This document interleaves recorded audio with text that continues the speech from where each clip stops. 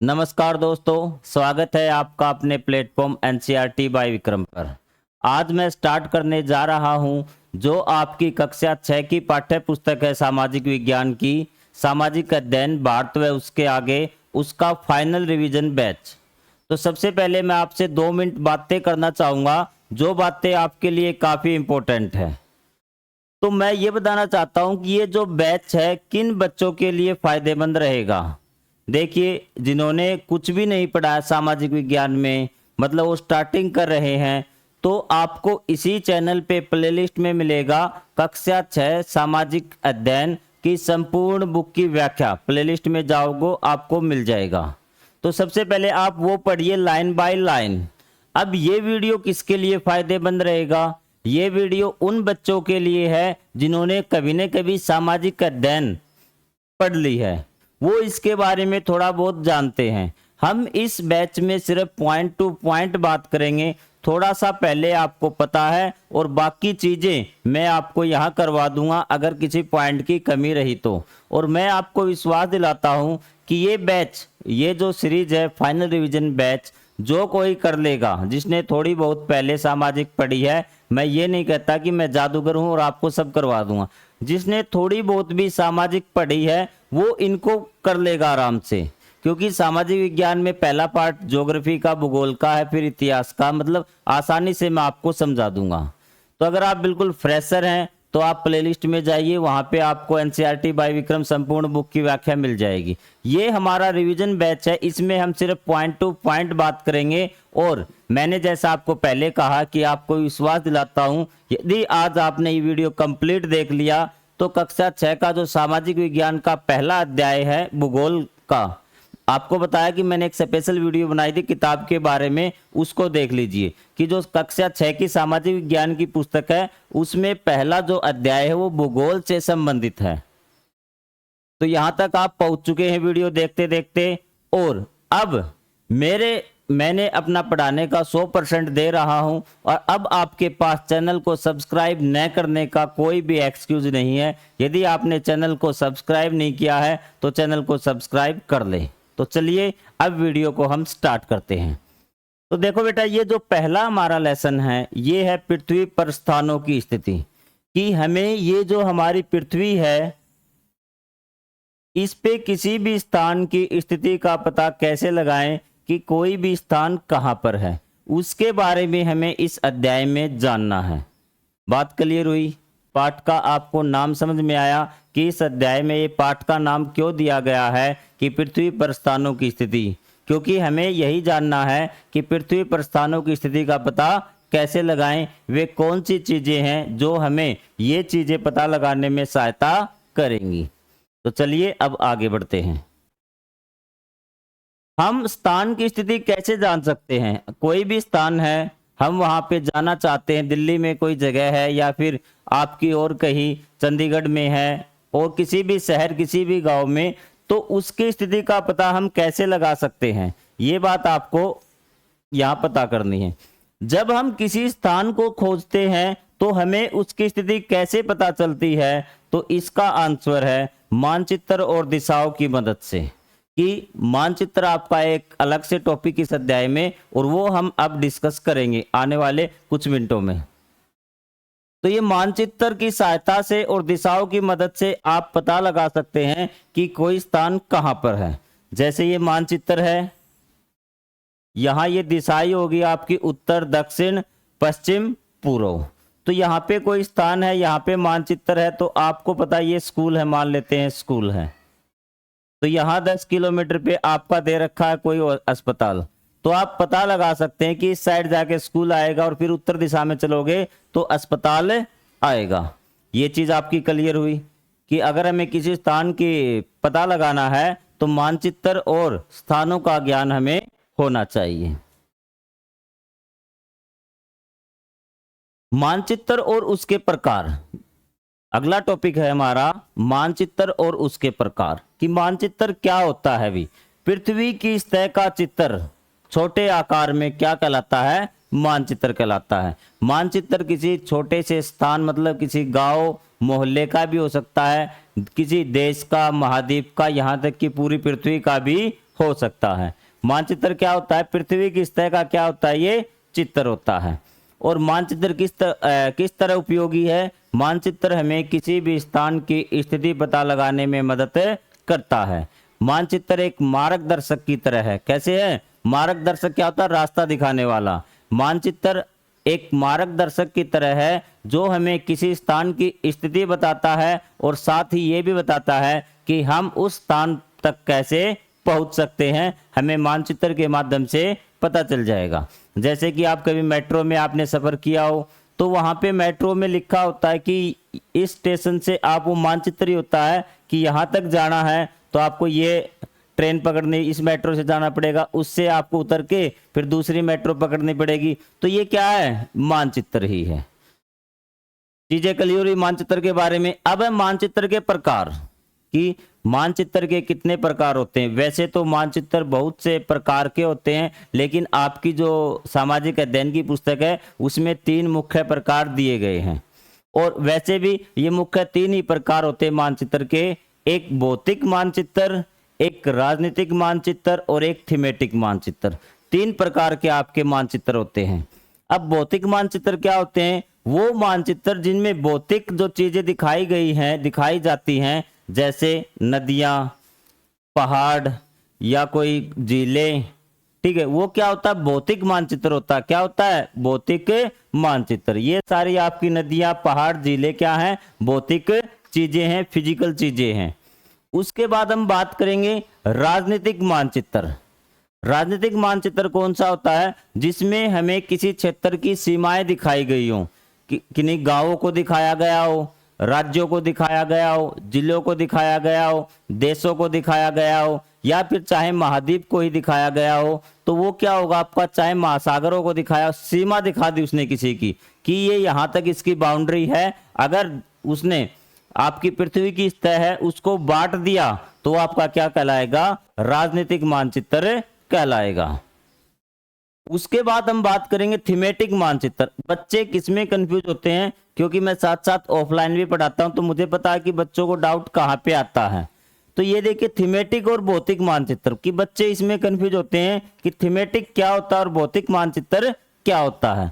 देखिए थीमेटिक मानचित्र आएगा आपका वर्षा का, जनसंख्या का। ये चीजें क्या है? भौतिक नहीं है। क्या है? भौतिक नहीं है। भौतिक होता है जो पृथ्वी पर नेचुरल चीज से, नेचुरल प्राकृतिक रूप से कोई चीज बनी है, जैसे नदी है, पहाड़ है, आगे बात समझ में। लेकिन भौतिक ये देखिए वर्षा, जनसंख्या या फिर वन, कि वन कहाँ पे कितने हैं। ये क्या होते हैं? थीमेटिक मतलब किसी एक चीज को ही दर्शाएंगे। उस चीज का क्या होगा? वो कम या ज्यादा होगी भी। क्या होगी? कम या ज्यादा होगी। तो ये चीज आपकी, या फिर उसका प्रकार बदल जाएगा, जैसे सदाबहार वन, पर्णपाती वन। तो ये अलग अलग प्रकार के, कहाँ जनसंख्या ज्यादा है, कहाँ जनसंख्या कम है। तो ये एक ही चीज का क्या दिखाएंगे कि कम या ज्यादा दिखाएंगे, उसको बोलते हैं थीमेटिक मानचित्र। अब आपको इसकी परिभाषा पता होनी चाहिए कि भौतिक मानचित्र वो चीज वो होते हैं जिसमें पहाड़, नदियां आदि ये भौतिक चीजें दिखाई जाती हैं, वो आपके भौतिक मानचित्र।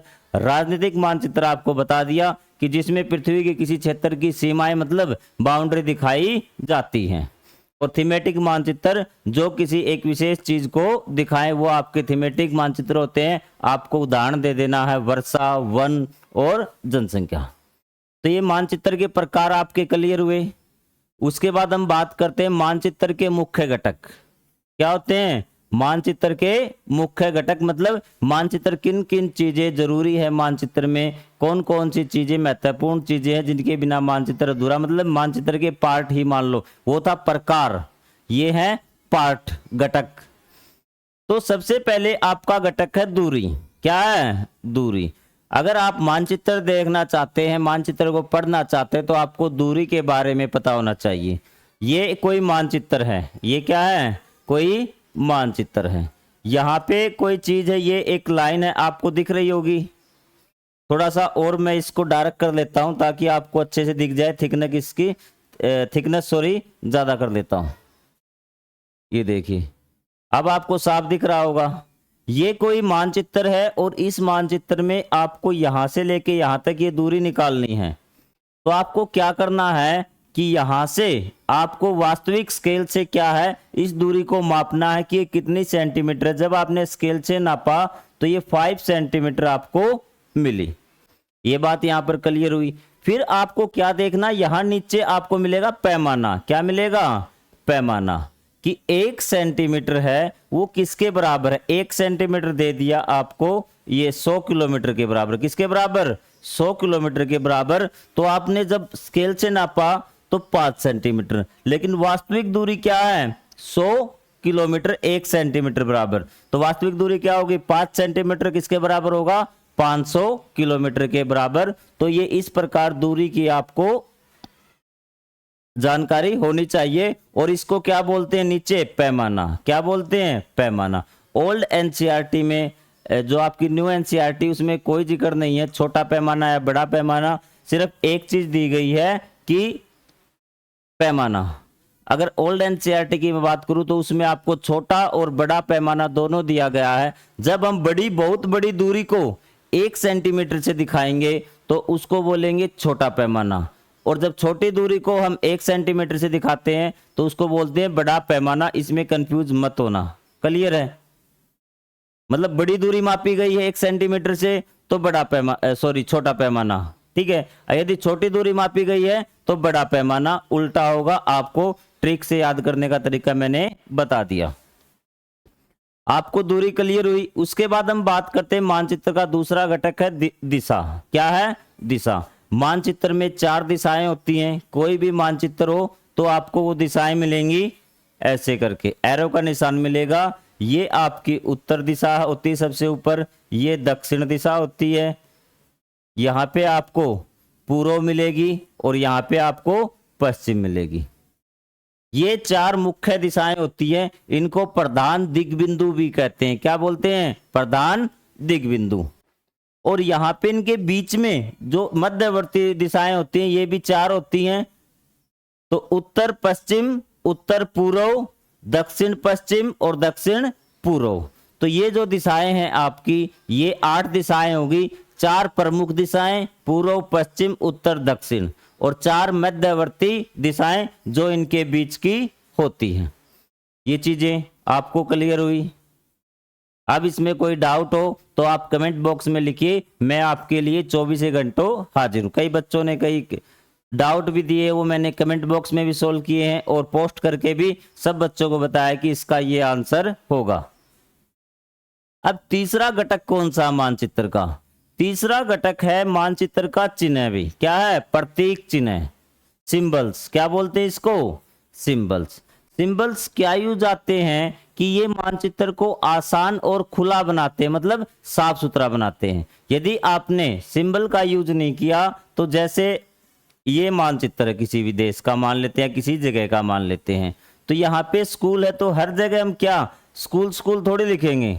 तो हमने क्या कर लिया कि इस प्रकार का एक सिंबल बना दिया या फिर इस प्रकार का सिंबल बना दिया। जैसे पुलिस स्टेशन के लिए हम PS लिख देते हैं तो हमें सिर्फ PS लिखना है, हर जगह पुलिस स्टेशन नाम नहीं लिखना, वो हमने प्रतीक चिन्ह बना दिया। इससे क्या फायदा होगा? अगर प्रतीक चिन्ह होंगे तो हमें मानचित्र साफ सुथरा दिखेगा, वरना क्या होगा वो बहुत बड़ा बड़ा लग जाएगा और तंग हो जाएगा, वो हमें समझ में नहीं आएगा। क्वेश्चन आएगा प्रतीक चिन्ह किस लिए होते हैं? ताकि मानचित्र को समझने में आसानी हो और मानचित्र साफ सुथरा दिखे।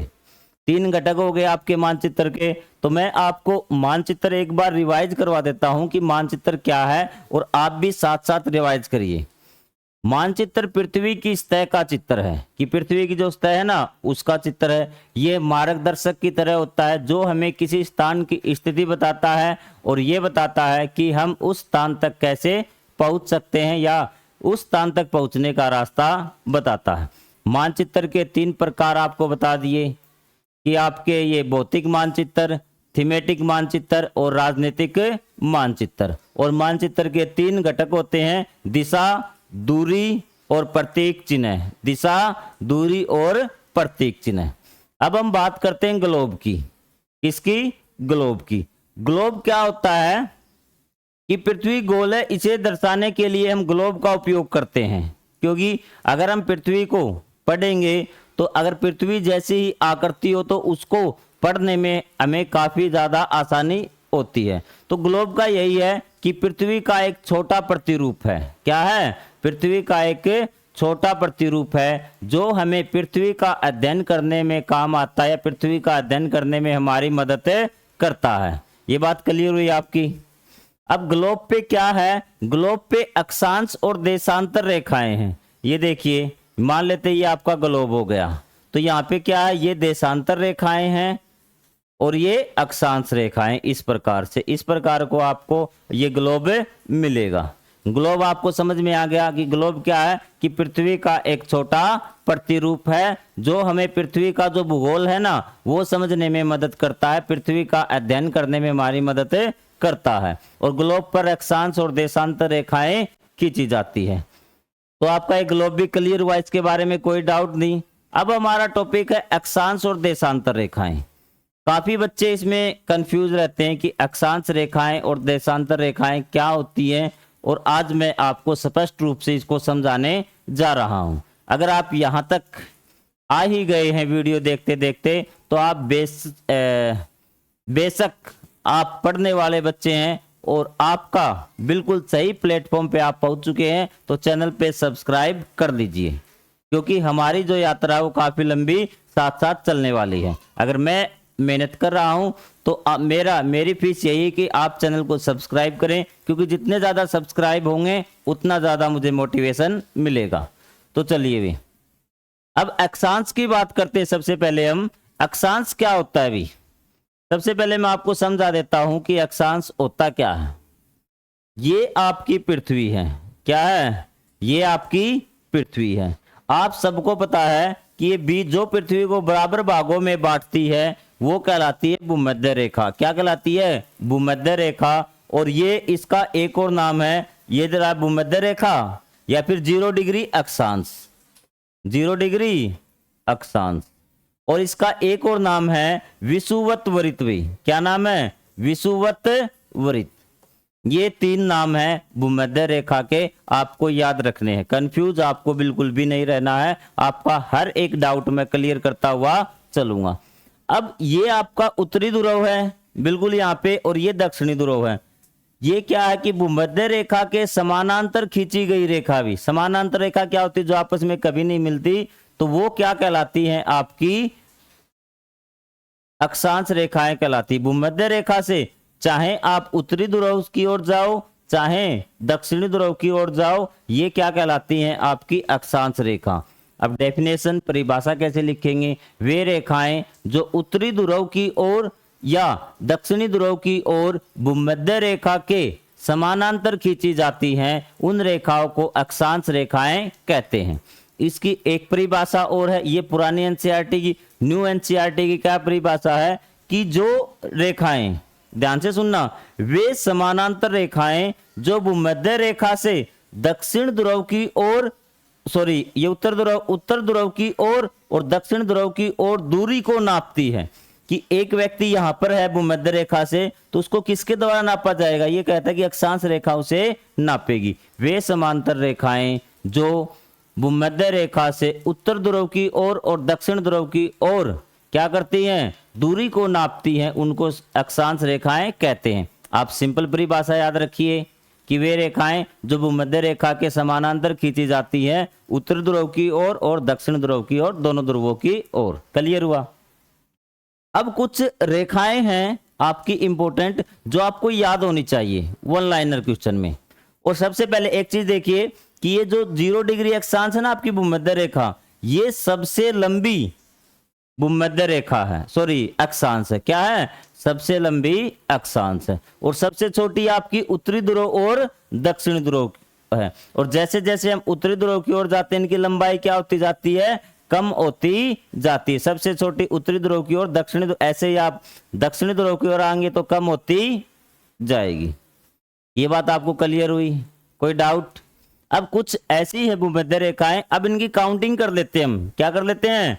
काउंटिंग, ताकि आपको समझ में आ जाए। भूमध्य रेखा हो गई एक, ठीक है, प्लस में यहां 1 से स्टार्ट होंगी और 90 तक जाएंगी, तो कितनी हो गई? 90। इसी प्रकार भूमध्य यहाँ 1 से स्टार्ट होंगी और दक्षिण ध्रुव की ओर 90 तक आएंगी, प्लस में 90, तो इनकी संख्या कितनी होगी 181। कितनी 181। ये बात आपको आई समझ में। अब कुछ ऐसी अक्षांश रेखाएं जिनके मान आपको याद होने चाहिए कि ये कौन सी अक्षांश रेखाएं। और एक बात और, अगर उत्तरी ध्रुव की कोई रेखा होगी, जैसे 23 डिग्री है उत्तरी ध्रुव में, तो इसको उत्तरी इसके पीछे लिखेंगे। अगर दक्षिणी ध्रुव की वो रेखा है दक्षिणी गोलार्ध की, तो क्या लिखेंगे दक्षिणी लिखेंगे। उत्तरी गोलार्ध में है तो उसके आगे उत्तरी लिखेंगे, दक्षिणी गोलार्ध है तो उसमें दक्षिणी लिखेंगे। अब कुछ रेखाएं हैं जो आपको याद करनी है। सबसे पहले भूमध्य रेखा का मान आपको पता चल गया 0 डिग्री, क्या है 0 डिग्री। उसके बाद एक करक रेखा होती है। करक रेखा क्या होती है, जो उत्तरी ध्रुव में, ये आपका उत्तरी ध्रुव हो गया 23.5 डिग्री पे है भी, 23.5 डिग्री जिसका मान है वो करक रेखा कहलाती है उत्तरी गोलार्ध में, ठीक है। और जो उसके बाद मकर रेखा भी, मकर रेखा 23.5 डिग्री दक्षिणी गोलार्ध में। एक बार आप मुझे ये बता दीजिए कि ये कौन सी रेखा है भूमध्य रेखा। ये 23.5 डिग्री है, क्या है 23.5 डिग्री। तो आपको पता है कि 23.5 डिग्री उत्तरी गोलार्ध है ना ऊपर वाला, तो ये क्या होगी करक रेखा होगी। उसी प्रकार 23.5 डिग्री दक्षिणी गोलार्ध में मकर रेखा होगी। उत्तरी ध्रुव 90 डिग्री, दक्षिणी ध्रुव 90 डिग्री। एक आता है उत्तरी ध्रुव वृत्त, ठीक है, उत्तरी ध्रुव वृत्त आता है। 1 मिनट 1 सेकंड का मुझे टाइम दीजिए, एक फोन आ रहा है, मैं अभी जवाब दे देता हूँ। 1 मिनट मैसेज से रिप्लाई कर देता हूँ, तब तक आप चैनल को सब्सक्राइब कर लीजिए।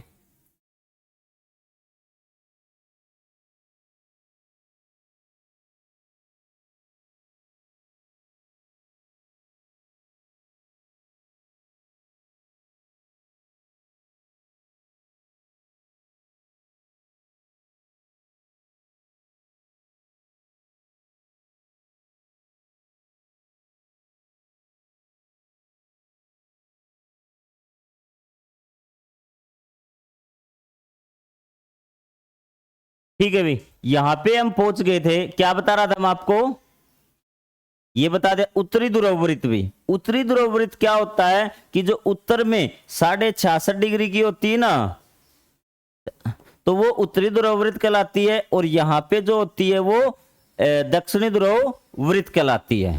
ये बात आपको क्लियर हुई। ये सारी लाइनें आपको याद हो जाएंगी। ये आपको याद रखनी, उत्तरी ध्रुव और दक्षिणी ध्रुव, ये 90 डिग्री उत्तरी और ये 90 डिग्री दक्षिणी। तो यहाँ पे अक्षांश आपका क्लियर हुआ। और भारत में से कौन सी रेखा गुजरती है, करक रेखा गुजरती है भी। वो आपके हिस्ट्री का क्वेश्चन है, सॉरी, कि कौन कौन से राज्यों से गुजरती है। अगर आप सीरियस बच्चे पढ़ने वाले यहाँ तक पढ़ने आ गए तो आप कमेंट बॉक्स में जवाब दीजिए कि करक रेखा भारत के किन राज्यों से होके गुजरती है। अब एक चीज और मैं बताना चाहता हूं आपको, यहाँ पे देखिए कि ये आपकी भूमध्य रेखा होगी, ये उत्तरी गोलार्ध हो गया, ये वाला, ये आपकी करक रेखा, और ये आपका उत्तरी ध्रुव वृत्त, ये आपकी मकर रेखा, और ये आपका दक्षिणी ध्रुव वृत्त। काफी इंपॉर्टेंट टॉपिक है, काफी बच्चे इसमें सस्पेंस में रहते हैं। और सूर्य यहां भी, क्या है सूर्य यहां। यार जब सूर्य की किरणें यहां आएंगी तो देखिए यहां बिल्कुल सीधी पड़ेंगी, और जो भूमध्य रेखा के किस किस के बीच में, भूमध्य रेखा से कर्क रेखा तक, और इस साइड दक्षिण गोलार्ध में मकर रेखा पर सूर्य की किरणें बिल्कुल सीधी पड़ती हैं। और इस भाग में, पृथ्वी के इस भाग में बहुत ज्यादा गर्मी होती है, तो इस कारण इसको बोलते हैं उष्ण कटिबंध। क्या बोलते हैं, उष्ण कटिबंध। क्या बोलते हैं, उष्ण कटिबंध। अब देखिए इसमें बिल्कुल थोड़ी इससे कम पहुंचेगी, किसके बीच में, मकर रेखा, ये देखिए मकर रेखा से और ये दक्षिणी ध्रुव वृत्त के बीच में। अगर उत्तरी गोलार्ध में आएंगे तो कर्क रेखा से और उत्तरी ध्रुव वृत्त में भी, शायद मैं इसको उत्तरी ध्रुव वृत्त बोल गया लेकिन दक्षिणी ध्रुव वृत्त है ये, तो यहाँ पे कम पहुंचेगी। तो ये कौन सा कटिबंध है आपका, शीत कटिबंध। यहाँ पे भी ये क्या है, शीत कटिबंध है। अब इससे ऊपर जाएंगे उत्तरी ध्रुव और उत्तरी ध्रुव वृत्त के बीच में, और यहाँ दक्षिणी ध्रुव और दक्षिणी ध्रुव वृत्त के बीच में यहाँ सूर्य की किरणें बिल्कुल कम पहुंचती है। सॉरी, ये आपका बीच वाला होगा ना, शीतोष्ण होगा भी, गलती से मैंने शीत लिख दिया, इसके लिए सॉरी। और ये जो आपका होगा यहाँ बिल्कुल कम पहुंचेगी, तो ये शीत कटिबंध है। और ये भी क्या है, शीत कटिबंध। 3 कटिबंध हैं पृथ्वी के, और क्यों है ये भी मैंने आपको बता दिया, क्योंकि यहाँ सूर्य की किरणें बिल्कुल सीधी पहुंचती है कर्क रेखा और मकर रेखा के बीच में, तो ये आपका उष्ण कटिबंध बहुत ज्यादा गर्म, यहाँ थोड़ी कम पहुंचती है, न ये शीत है न उष्ण है, दोनों का मिक्स है, तो इसको शीतोष्ण बोलते हैं। और इससे ऊपर बिल्कुल कम पहुंचती है, जहां ये मान लो कि बर्फ जमी हुई है, तो यह क्या होता है, आपका शीत कटिबंध होता है। इसमें कोई डाउट हो तो कमेंट कीजिए भी। क्लियर होगी आपकी अक्षांश रेखाएं। अब हम बात करते हैं देशांतर रेखाएं। तो सबसे पहले देशांतर रेखाओं की संख्या देखिए भाई, ये एक बार थोड़ा सा यहाँ गलत टाइप कर दिया कि देशांतर रेखाएं होती क्या है। ये देखिए भाई, ये आपकी पृथ्वी है, ये आपका उत्तरी ध्रुव, ये दक्षिणी ध्रुव। जो रेखाएं उत्तरी ध्रुव और दक्षिणी ध्रुव को मिलाती है ना, तो उनको क्या बोलते हैं, देशांतर रेखाएं बोलते हैं। क्या बोलते हैं, देशांतर रेखाएं बोलते हैं। जो रेखाएं उत्तर सीधी, ठीक है, ये नहीं कि आप टेढ़ी मेढ़ी आपने घुमा दी, तो उनको बोलेंगे देशांतर रेखाएं, जो उत्तरी ध्रुव और दक्षिणी ध्रुव को मिलाती हैं। फिर ये एक चीज हुई कि इनकी काउंटिंग कहीं से स्टार्ट करें, क्योंकि इस प्रकार जैसे तरबूज होता है उसकी लाइनें आपको गिननी है, तो कहाँ से गिनना स्टार्ट करेंगे। तो उस बात में 1884 में क्या हुआ कि लंदन का एक शहर है, लंदन में एक क्षेत्र है ग्रीनिच, क्या ग्रीनविच बोल लो, कई उसको ग्रीनिच बोलते हैं। वहां पे इंग्लैंड में क्या है, लंदन, और लंदन में क्या है, ये ग्रीनिच आपका शहर है। वहां वैज्ञानिकों की एक बैठक हुई, वहां इकट्ठे हुए भूगोलवेता, उन्होंने कहा कि जहां हम बैठे हैं ग्रीनिच, कि मान लेते ग्रीनिच यहाँ है, कि यहाँ हम जब बैठे हैं तो यहाँ से जो देशांतर होकर गुजर रही है ना, वही आपकी 0 डिग्री देशांतर है, मुख्य देशांतर है।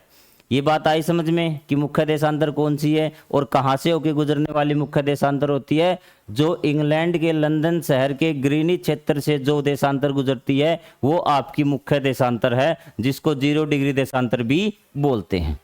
और उन्होंने कहा कि जो इसके इस साइड है ना पूर्व दिशा में, फिर उस मैप को वहां से ओपन किया, बीच में ये थी आपकी ग्रीनिच, ये मान लीजिए कि यहाँ से इस साइड हो गया, पीछे से मैप ओपन होके आया, तो जो इस साइड है वो आपके पूर्व में होंगे, क्या होंगे, पूर्व में। और इससे जो इस साइड देश होंगे सभी, वो इसके पश्चिम में कहलाएंगे भी, मतलब पश्चिमी देशांतर कहलाएंगी। अब ये बताओ मुझे कि जैसे ये आपकी मेन ग्रीनिच होगी, ये जो इस साइड वाली है ये आपकी पश्चिम में, ये पूर्व में, लेकिन जब इसके बैक साइड में पीछे ये अंगूठा है, कि हम मान लेते हैं कि मेरे इस साइड में कोई पूर्व में खड़ा है, इस साइड मेरे पश्चिम में खड़ा है, जो मेरे बिल्कुल बैक साइड में है वो कौन सी दिशा में होगा, तो आप कहेंगे कि कोई सी दिशा में नहीं होगा, न तो पूर्व में न पश्चिम में। इसी प्रकार कि जो इसके इस साइड पूर्व में, इस साइड पश्चिम में, जो आपकी ऐसे गोल है पृथ्वी घूम के आ रही है, जो इसके 0 डिग्री देशांतर के बिल्कुल पीछे आ गई 180 डिग्री,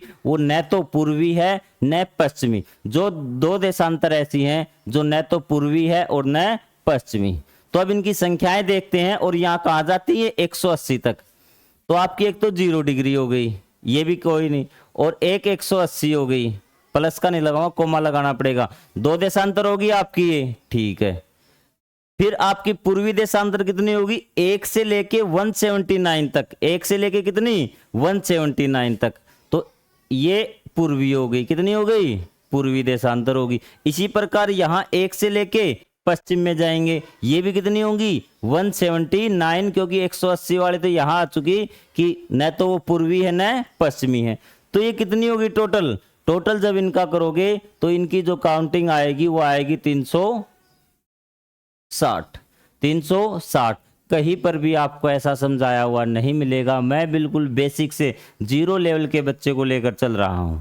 और आपका यही एक हौसला है कि चैनल को सब्सक्राइब करें, क्योंकि कई बार मैंने देखे हैं बहुत अच्छे टीचर आते हैं और डीमोटिवेशन की कमी से न सब्सक्राइब मिल पाते उन्हें, तो क्या होता है कि वो डीमोटिवेट हो जाते हैं और अपनी यात्रा को बंद कर देते हैं। लेकिन नहीं है, अगर आपको पसंद आए तो आप सब्सक्राइब करना, नहीं तो बस आप पढ़ लो, मेरी यही इच्छा है। और मैं आपका साथ छोड़कर नहीं जाऊंगा। आपको जो कहा है कि 6th क्लास तक एनसीईआरटी पढ़ाऊंगा तो पढ़ाऊंगा, चाहे आप करें सब्सक्राइब चाहे न करें, लेकिन मुझे आप पे विश्वास है कि आप मुझे डिमोटिवेट नहीं होने देंगे। ग्रीनविच रेखा समझ में आ गई आपको। अब है एक मानक समय भी, इसको हम बाद में देखेंगे कि अक्सर ये मानक समय में आएगी। मानक देशांतर क्या है, अब देखिए अब हुआ क्या, जब टाइम का निर्धारण किया कि अब टाइम किस प्रकार से निर्धारित करें, क्योंकि आपको पता है किसी देश में रात के 12 बजे हैं, किसी में सुबह के 12 बजे हैं, सॉरी दोपहर के 12 बजे, किसी में सुबह के 9, किसी में रात के 9। हुआ क्या, ये जो मेन देशांतर थी आपकी, ये जो आपकी मेन देशांतर थी 0 डिग्री वाला, इन्होंने कहा कि यहाँ पे जब पृथ्वी घूमेगी ना, एक जगह तो होती नहीं। अब ये यहाँ पे पश्चिम हो गया आपका, और ये आपका पूर्व हो गया। क्या हो गया, पूर्व।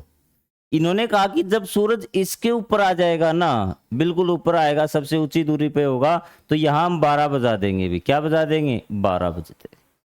अब सूरज तो अपनी जगह पे यही फिक्स है, अब घूमेगी कौन, पृथ्वी। अब उसके बाद ये घूमेगा, फिर ये देशांतर आगे आएगा 1 घंटे बाद, तो यहां 12 बजेंगे। तो जब इस पोजीशन को देखा कि हर 15 डिग्री के बाद जो पृथ्वी पे समय क्या बदल जाता है, 1 घंटा आगे या पीछे हो जाता है, तो ये क्योंकि यहाँ 11 बजे है ना, यहाँ तो इन्होंने 12 बजा दिए, तो जब इसके ऊपर आएगा पृथ्वी घूम के आएगी। समझ रहे हो बात, जब ये जो 11 ए पॉइंट है 15 डिग्री पे है, यहाँ पे कितने पे, 15 डिग्री पे, 15 डिग्री के बाद जब पृथ्वी घूमेगी तो यहाँ आएगा, तो ऑटोमेटिक यहाँ 12 बज जाएंगे। आपको आई बात समझ में ये। और इसी प्रकार ये पहले था 15 डिग्री, मतलब इससे 1 घंटा पहले यहां पर था, तो यहां 1 बजे हैं। उससे 15 डिग्री आप 2, 3, इसी प्रकार जैसे पूर्व में जाओगे तो समय 1 घंटा आपको आगे बढ़ाना पड़ेगा हर 15 डिग्री पर। अगर आप पश्चिम में जाओगे तो हर 15 डिग्री पे आपको 1 घंटा कम करना पड़ेगा समय पीछे वाले से। कि मान लो कि इस पॉइंट पे एक देश यहाँ पे है, उसका जो है वो 60 डिग्री, कौन सा देशांतर, पश्चिमी। एक देश यहाँ पे 75 डिग्री, तो आपको पता है कि वो भी पश्चिमी है, कि इस साइड 1 घंटा पीछे होगा। जब यहाँ आप 10 बजे फोन करके पूछोगे कि क्या टाइम हुआ है, वो आपको टाइम बताएगा यहाँ 9 बजे है। क्या है, 9 बजे है। ये बात आपको समझ में आई कि किस प्रकार टाइम बढ़ता है, किस प्रकार, क्योंकि मेन टाइम सूर्य के संबंधित है। उसके बाद ये टाइम डिसाइड हो गया कि ठीक है, हम टाइम सभी, जब भी सूर्य ऊपर आएगा, हमारे बिल्कुल ऊपर आएगा, तो हम क्या है, घड़ी में 12 बजा लेंगे और इसी प्रकार हमारा टाइम चलता रहेगा। अब कहां से दिक्कत आई भी, दिक्कत ये आई कि ये आपकी, यहां समझा देता हूं आपको। अब दोनों चीजें मेन इंपॉर्टेंट टॉपिक है जो काफी बच्चों को परेशान करता है, लेकिन आज मैं उसको आपका कंफ्यूजन दूर कर दूंगा। ये आपकी ग्रीनिच लाइन है, ठीक है, यहां से ये पूर्व है तो ये पश्चिम है, यहां से 1 घंटा कम होता जाएगा। यहाँ 12 बजे है, यहाँ 11, यहाँ 10, क्योंकि जैसे जैसे पृथ्वी घूमेगी ना, जो भी यहाँ सूरज है, भी यहाँ क्या है, सूरज है, जो भी इसके नीचे आएगा वही क्या बचते जाएंगे, यहाँ 1, यहाँ 2, यहाँ 3, यहाँ 4, हर 15 डिग्री पे। अब यहाँ 0 डिग्री थी, ये 15 डिग्री है, ये 30 डिग्री है, ये 45 डिग्री है, ये 60 डिग्री है। और इसी प्रकार इनके आगे क्या लगाना आपको, पूर्वी, और ये क्या है, पश्चिमी है। ये आपका 15 हो गया, ये 30 हो गया। आपको पता है कि ऐसे पीछे घूम के कितना जाएगा, यहाँ पे आएगा पीछे 180, इसी प्रकार ये घूम के जाएगा। अब हुआ क्या कि एक देश, ठीक है कोई बात नहीं, एक देश इतना बड़ा था भाई, क्या था, इतना बड़ा मान लिया। उस देश में देखिए जो ये हिस्सा ना देश का, ये वाला हिस्सा, यहां कितना बजा है, 1, और ये बीच वाले हिस्से में 2, इसमें कितना है, 3, हिस्से में नहीं है। तो इसने कहा ये तो गड़बड़ हो गई, अब हम क्या करें।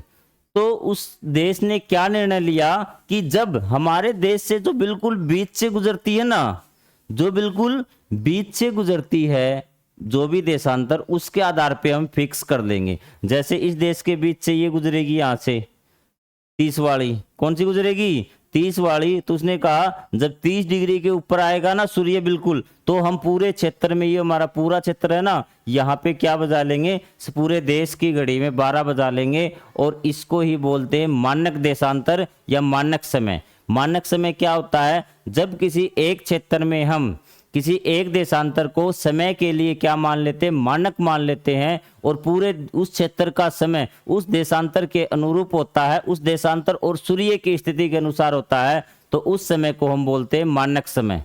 मानक समय आपको समझ में आया कि पूरे क्षेत्र में जो उसके बीच से गुजरती है ना, उस देशांतर के अनुसार हम उस देशांतर को क्या मान लेते हैं, मानक देशांतर मान लेते हैं, और उस पूरे क्षेत्र में उस देशांतर के और सूर्य की स्थिति के अनुसार ही समय होता है, और इसको बोलते हैं मानक समय। और उसके बाद आता है आपका स्थानीय समय। स्थानीय समय क्या है कि जैसे ये था ना आपका,